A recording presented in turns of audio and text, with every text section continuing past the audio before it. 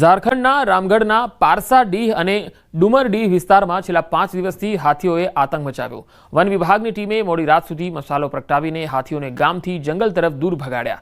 હાલમાં હાથીઓ 3 જૂથોમાં વહેંચાઈ ગયા છે। છેલ્લા ઘણા દિવસોથી તેઓ આ વિસ્તારમાં પાકને નુકસાન પહોંચાડી રહ્યા છે। તેઓએ શાકભાજીના પાક પણ ખાઈ લીધા છે, જેથી ગ્રામજનો વળતરની માંગ કરી રહ્યા છે।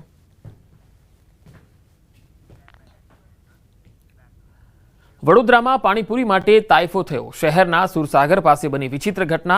ઓછી પાણીપુરી મળતા મહિલાનું મગજ ગયું। મહિલાએ રસ્તા પર બેસીને લારી બંધ કરાવવાની જીદ પકડી। ઓછી પાણીપુરી મળતા એક મહિલા ગુસ્સે થઈને રસ્તા પર જ બેસી ગઈ। 20ની 6ની જગ્યાએ 4 જ પાણીપુરી આપતા મહિલા જીદે ચડી। મહિલા રોડની વચ્ચોવચ બેસી જતા હાઈ વોલ્ટેજ ડ્રામા શરૂ થઈ ગયો। મહિલાની જીદે પોલીસને પણ દોડતી કરી દીધી। પોલીસે ઘટના સ્થળે પહોંચી મહિલાને મહા મુસીબતે સમજાવી। આખરે પાણીપુરીવાળા અને મહિલા વચ્ચે સમાધાન કરાવાયું તો પોલીસ વચ્ચે પડી અને મામલો શાંત પાડ્યો।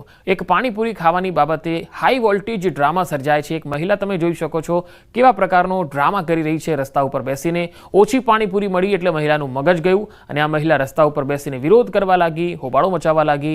પોલીસને આવવું પડ્યું અને સમજાવટ કરવી પડી। આ પ્રકારની સ્થિતિ, આ પ્રકારની માનસિકતા કેવી રીતે થઈ રહી છે એ પણ મોટો સવાલ છે। વડોદરાથી સંવાદદાતા હાર્દિક દીક્ષિત જોડાયા છે। હાર્દિક, આખરે 4 પાણીપુરી 6ની જગ્યાએ 4 પાણીપુરી આપી, એમાં મહિલાને એવું તો શું થઈ ગયું, શુરાતન થયું કે રોડ ઉપર જ બેસીને આવો વિરોધ કરવો પડ્યો, હાઈ વોલ્ટેજ ડ્રામા કરવો પડ્યો?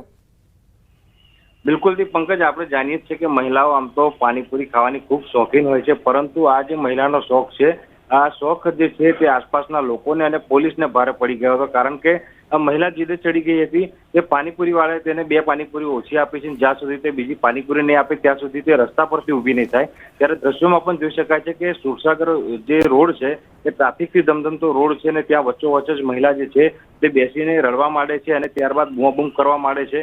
લોકોએ સમજાવવાનો પ્રયત્ન કર્યો ત્યારે મહિલાએ જે છે તે પાણીપુરી વાળાની જે લારી છે તેનો સામાન વેરવિખેર કરવાનો પણ પ્રયત્ન કર્યો હતો। સ્થાનિક લોકો છે તેમના દ્વારા પોલીસ કંટ્રોલ રૂમમાં જાણ કરાઈ।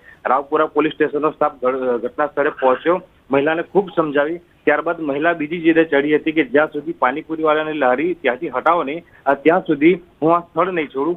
પોલીસે સમાધાન કરવા માટે આ લારી જે છે તે થોડા સમય માટે દૂર કરાવી હતી। ત્યારે મહિલાએ પાણીપુરી વાળાને ધમકી આપી હતી અને પોલીસને પણ કહ્યું હતું કે જો આ લારી ફરી વખત અહીંયા મને ઉભેલી દેખાશે તો પછી જોવા જેવી થશે। એટલે ચોક્કસથી આ માનસિકતા છે તેની સામે આ સવાલ જે છે તે ઉભા થઈ રહ્યા છે અને અત્યારે આજે હાઈ વોલ્ટેજ ડ્રામા સર્જાયો હતો તેનો વિડીયો જે છે તે સોશિયલ મીડિયામાં ખૂબ જ ઝડપથી વાયરલ થઈ રહ્યો છે। પંકજ જી હાર્દિક, આભાર માહિતી આપવા માટે। તો આ ગજબની માનસિકતા છે કે ઓછી પાણીપુરી આપી અને પછી ડ્રાઈવર જે મહિલા છે એ ડ્રામા કરવા લાગી જાય છે, રસ્તા ઉપર બેસીને રડવા લાગી જાય છે। આ વિચિત્ર માનસિકતા છે। વડોદરા મહાનગરપાલિકામાં મળેલી સભામાં વિપક્ષનો હોબાળો જોવા મળ્યો। સત્તાપક્ષના કાઉન્સિલરોએ જીએસટી વિષય પર અભિનંદન આપતા વિપક્ષે હોબાળો મચાવ્યો। શહેરના પ્રશ્નોને લઈ યોગ્ય ચર્ચા કરવાની રજૂઆત સાથે વિપક્ષે હોબાળો મચાવ્યો। વિપક્ષના 7 કાઉન્સિલરોએ સભાનો એજન્ડા ફાડી નાખ્યો। મેયરે સભામાંથી ચાલતી પકડતા વિપક્ષે ઘેરાવ કર્યો। મેયર પિંકીબેન સોની સામે વિપક્ષે રોષ વ્યક્ત કર્યો। છેલ્લા કેટલાય સમયથી શોક ઠરાવો વચ્ચે પાલિકામાં નથી મળી રહી સામાન્ય સભા। જંગલના રાજા સિંહને એક શ્વાને હંફાવ્યો। જી હા, જૂનાગઢના પાતાપુરના આધાર સિમેન્ટ ફેક્ટરી પાસેનો આ બનાવ। આ તસવીરોમાં તમે જોઈ શકો છો। ફેક્ટરી નજીકથી રાત્રિના 9 વાગ્યાની આસપાસ એક સિંહ પસાર થાય છે। ફેક્ટરીમાં રહેલા શ્વાને સિંહ પાછળ દોટ લગાવી દીધી। શ્વાન ઊભો થઈને સિંહ પાછળ દોડ લગાવતા પણ તમે જોઈ શકો છો અને ત્યારબાદ સિંહ ભાગવા લાગે છે।